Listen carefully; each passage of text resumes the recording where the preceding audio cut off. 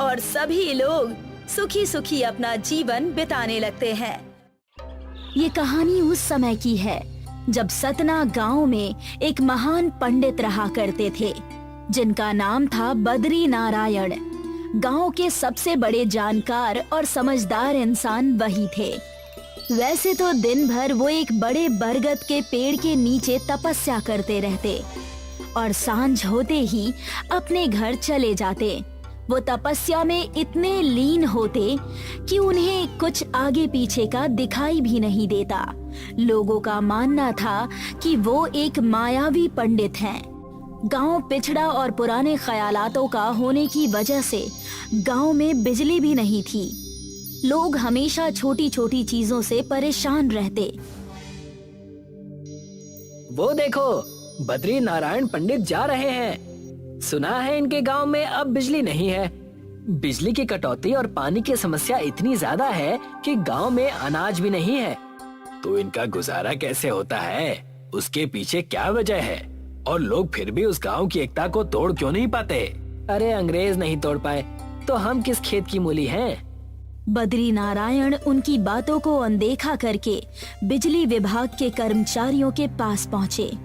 मैंने आप सबसे कितनी बार कहा है कि हमारे गांव में बिजली की समस्या का समाधान करिए। बच्चे पढ़ नहीं पाते, बुजुर्गों को रात को दिखाई नहीं देता, और आप है कि हाथ पर हाथ रखे बैठे हुए हैं।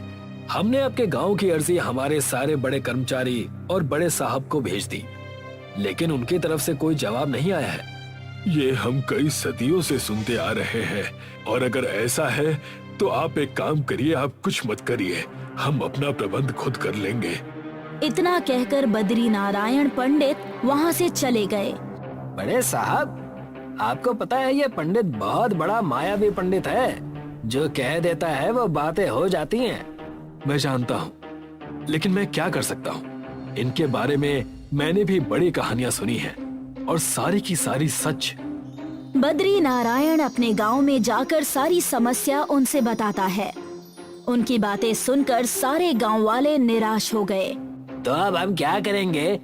इस बिजली की तकलीफ की वजह से गांव को बहुत नुकसान हो चुका है। अब मैंने सोच लिया है कि हमें किसी की मदद नहीं चाहिए। जो कुछ करना है वो हमें ही करना है, और ये सिर्फ मैं करके दिखाऊंगा। मुझसे गांव का दुख अब और नहीं देखा जाता। सारे गांव वाले अपने अपने घर जाकर सो जाते हैं, लेकिन उस रात बद्री नारायण पंडित को बिल्कुल भी नींद नहीं आती और वो अपनी तपस्या वाली जगह पर जाकर वहां बैठ गए। हे वृक्ष देवता, मैंने और मेरे गांव वालों ने ऐसा कौन सा पाप किया है जो हमें इतना दुख भोगना पड़ रहा है? मैं आपकी इतनी पूजा अर्चना करता हूँ, हर जगह आपके गुणगान गाता हूँ, फिर भी इतने दुख दे रहे हो। ये तो सरासर अन्याय है।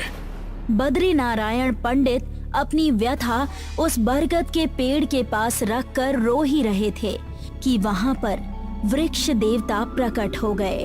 वृक्ष देवता को देखकर पंडित बद्री नारायण बहुत खुश हुए।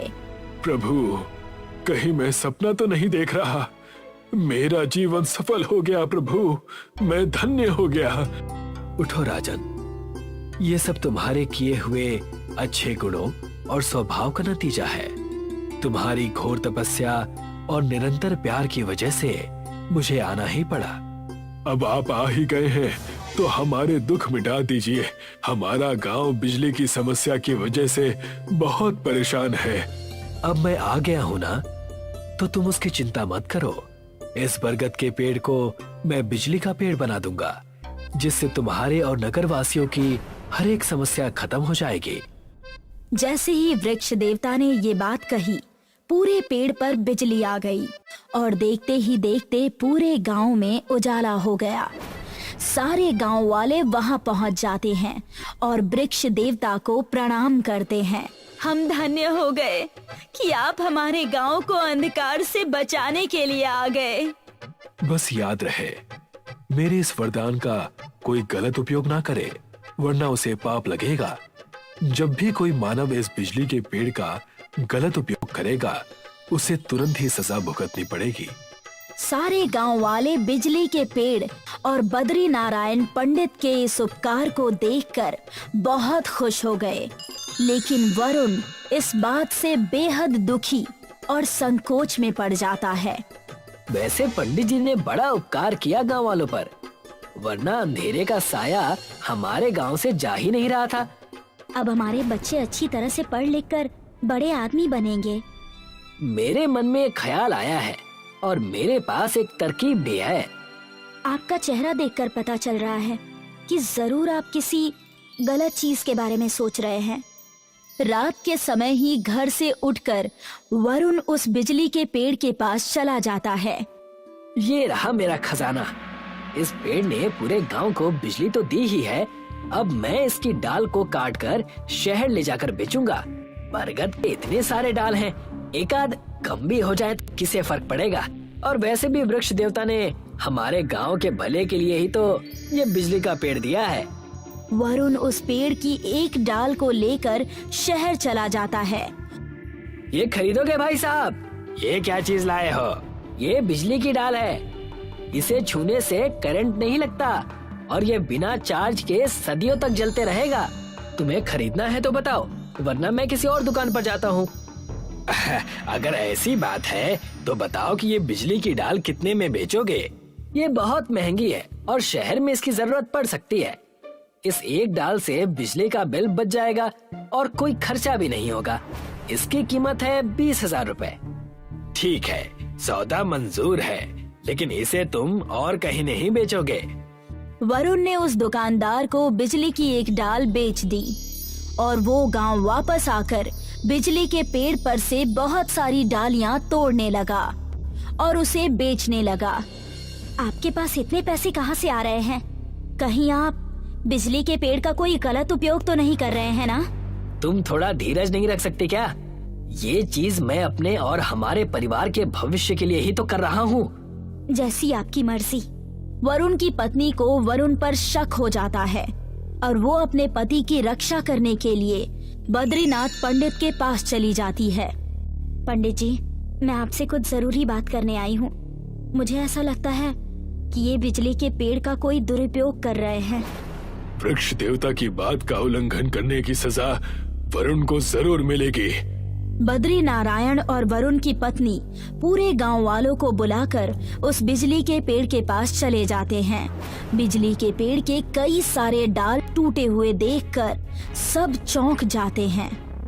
ये कैसे हो सकता है? बिजली के पेड़ पर डाल कैसे कम हो गया? ये असंभव है। मुझे तो सब बराबर ही लग रहा है। ये अभी पता चल जाएगा। बद्री नारायण ने अपने झोले से शंख निकालकर बजाया और तुरंत ही वहाँ पर वृक्ष देवता प्रकट हो गए। ये पुण्य और किसी ने नहीं बल्कि वरुण ने किया है। पुण्य या पाप भगवान? वरुण ने पाप किया है। जैसा दिखता है वैसा होता नहीं वत्स। वरुण इस बिजली के डाल को बेचकर जो भी पैसा कमाता था उससे आश्रम और अनाथ बच्चों को अच्छी शिक्षा और अच्छे कपड़े लाकर दिया करता था। इसी वजह से मैंने वरुण को इस नेकी के कार्य में नहीं रोका। मुझे क्षमा करना महाराज, मैंने इस कार्य को सबसे छुपाया क्योंकि मैं जानता था मुझे कोई समझ नहीं पाएगा। माफी तो हमें तुमसे मांगनी चाहिए। हमारे मन के कपट की वजह से तुम परेशान हो गए। वरुण के इस अच्छे बर्ताव के कारण सबने वरुण की खूब तारीफें की।